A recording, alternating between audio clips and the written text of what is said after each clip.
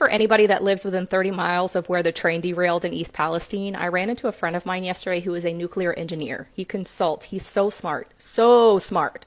And him and I were talking, and he said, and I quote, "If my family and I lived within a 30-mile radius of that derailment, we would pack up our stuff and leave, and we would never come back. We would never come back. There is nothing worth anything on this planet more than my life and my family's life. And I would figure out a way to just get the heck out of there."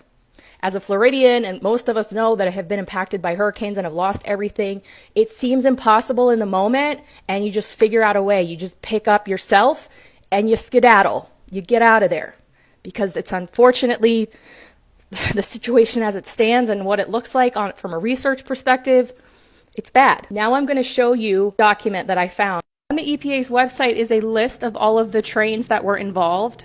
Sure, you've seen this list been going around, and I want to go over it with you. You know how we have license plates? It's the same thing. The DOT gives classifications to each of these tank cars, and so I looked them up. So this number is this car. It's from Greenbrier Companies, and it is a 29,000 gallon tank. DOT 105, it's a 25.8 thousand gallon tank. This one, a 31,809 gallon tank. Based on that spreadsheet, there are 29 tanks that have names. There's a lot more on the list, but we only have 29 so far. So if you take 29 and times it, let's just say, by 25,000, that's how much is spewing out into our waterways and onto the ground and into the atmosphere.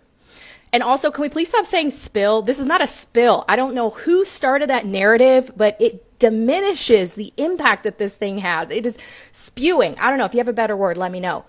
And the other thing is, the way that I have come to understand, and correct me if I'm wrong, how Norfolk Southern is structured, they're the ones that benefit the most from this operating, how they operate, okay? And they contract out everything.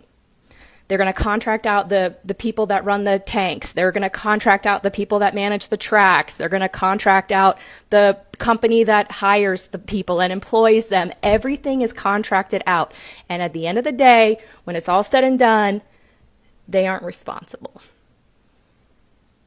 And that, I'm going to have to do some more research, but from what I understand, that's what they do. That's how this is structured. And it is so unfortunate.